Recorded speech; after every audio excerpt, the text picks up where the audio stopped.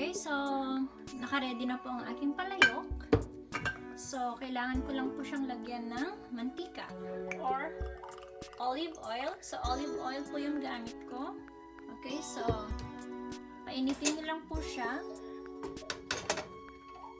And then, kapag mainit na po siya, kailangan niyo pong ilagay ang inyong garlic. Okay, so garlic first.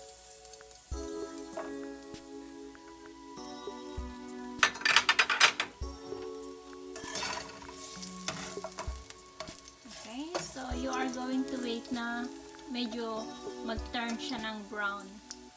Okay, so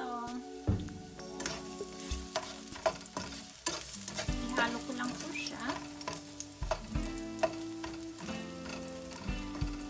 Okay, so maaamoy nyo naman po yung inyong bawang if ano yun, papaluto na po siya. Okay?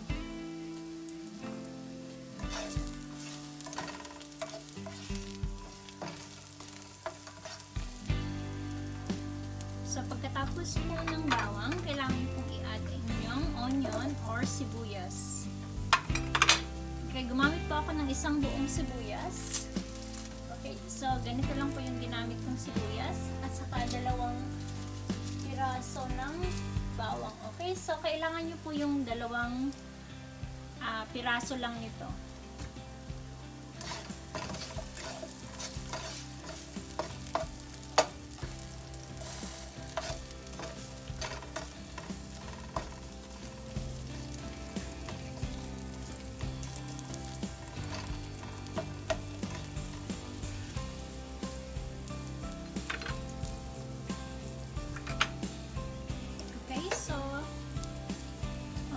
So, ngayon, hinihintay po lang natin para yung ating bawang at sibuyas na medyo maluto.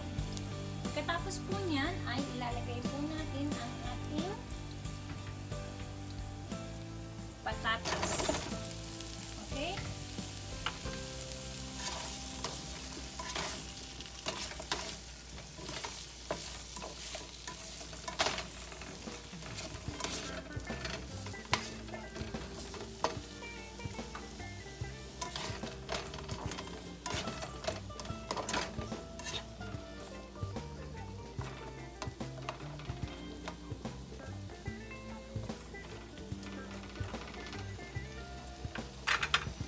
So, after po natin mailagay yung patatas, kailangan po natin ilagay ang ating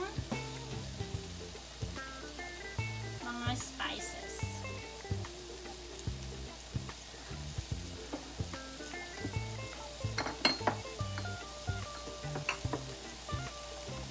Okay, so meron po ako ditong curry. Okay, so ito po yung aking curry powder. So, maglalagay po ako ng 2 tablespoons.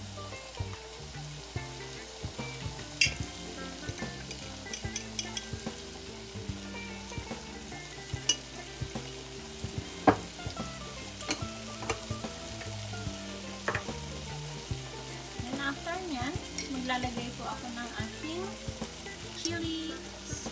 Ito po, crushed chilli. Okay? So, konti lang po ang ilalagay ko kasi ayaw ko na sobrang anghang.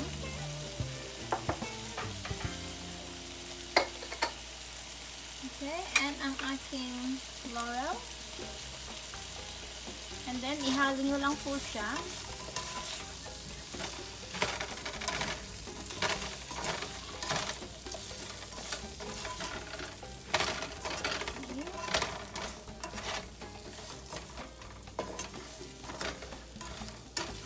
Okay, so kapag naihalo nyo na po siya, ay ilalagay na po natin ang ating milk. Okay? Ang ating coconut milk. Okay? So, nailagay, ang kailangan ko po pala ay buo kasi ang aking shrimp ay 1 pound. Okay? So,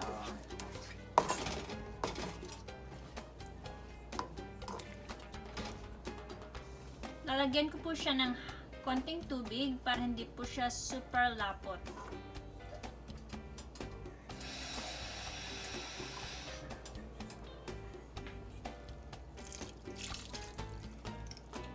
Okay? So, ngayon, ihalo ko po siya ng mabuti.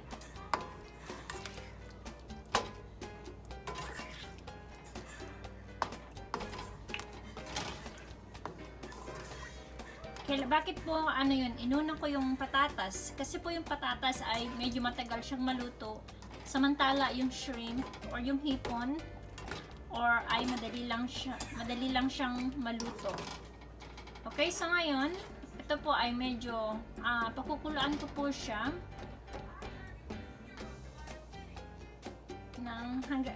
pakukuluan ko po siya at hihintayin ko pong kumulo.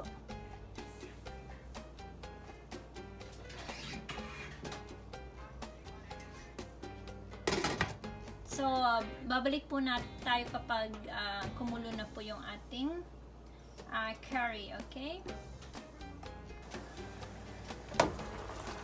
Okay, so, I'm back. Okay, so, nakikita niyo po, kumukulo talaga siya. Okay. So, ngayon, titingnan ko po siya para alam ko kung kailangan kong magdagdag ng salt kasi hindi ko pa po siya nilagyan ng salt.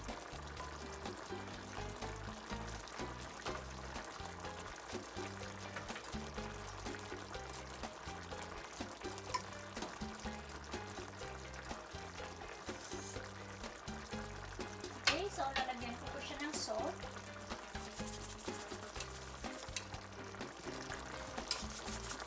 Okay, so maglalagay po ako ng 1 teaspoon pero pachamba na lang. Okay? Okay, so kailangan nyo pong i-taste siya mamaya. Okay. So ngayon, ito na po yung patatas natin. Ito na po yung patatas ko. Kanina na nilagay ko. Okay. So matigas pa siya. So i-wait ko pa siya ng konti habang malapit na siyang maluto. Okay, so kapag malapit na siyang maluto, ilalagay ko na yung aking shrimp. Pwede po kayong magdagdag ng tubig kapag sa tingin nyo po ay kakonti na yung tubig niya.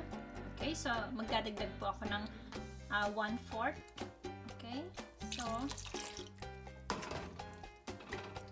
so balikan po natin siya kapag kapag malambot na po siya. Okay guys, so I think half cook na po siya. So, ilalagay ko na po yung aking shrimp. Okay, so yung aking hipon po ay, nirub ko siya ng salt. Okay, so ito po yung aking hipon. Okay, 1 pound po siya.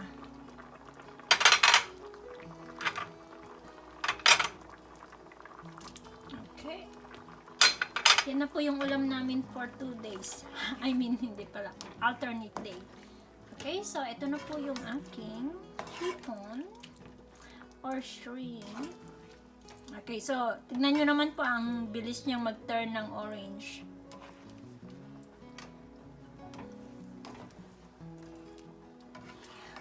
Okay? So, yung mga iba, like nila, konti lang yung sauce niya. But sa akin, kasi mahilig ako sa rice. So, like ko ng medyo mas saucy. Okay? So, kaya, medyo dinamihan ko yung sauce niya or yung sabaw niya. Masarap kasi ito kapag hinalo mo siya sa rice. So, baka nagtataka po kayo bakit may color. Turmeric po yan. Okay? So, yan yung parang luya na maliliit. Tapos, diniplik nila. Ganun. So, nagkakaroon siya ng color orange.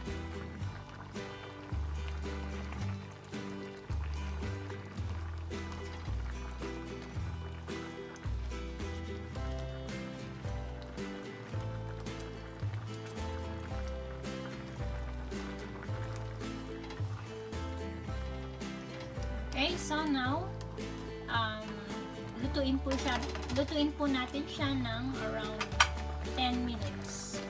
Okay? Tapos ready na po siyang kainin. Okay? balik po tayo kapag ready na po siyang i-serve. Okay po, so 10 minutes na po. So, i-check po natin siya. Okay, so medyo konti na po yung kanyang sauce at malapot na po siya, medyo malapot. At saka yung patatas ay cook na po siya. Okay, so nakita nyo naman. Saka yung shrimp ay kumapit na po yung kanyang lasa. Okay? So, ito po ay magandang ipareha sa kanin. Okay? So, kung nagustuhan nyo po ang aking video, i-like nyo lang po siya. Sa mga hindi pa po nag-subscribe, okay, subscribe po kayo para pag gumawa po ako ulit ng video ay makikita nyo po agad. Okay? So, salamat po sa panonood. Okay, thank you. Bye!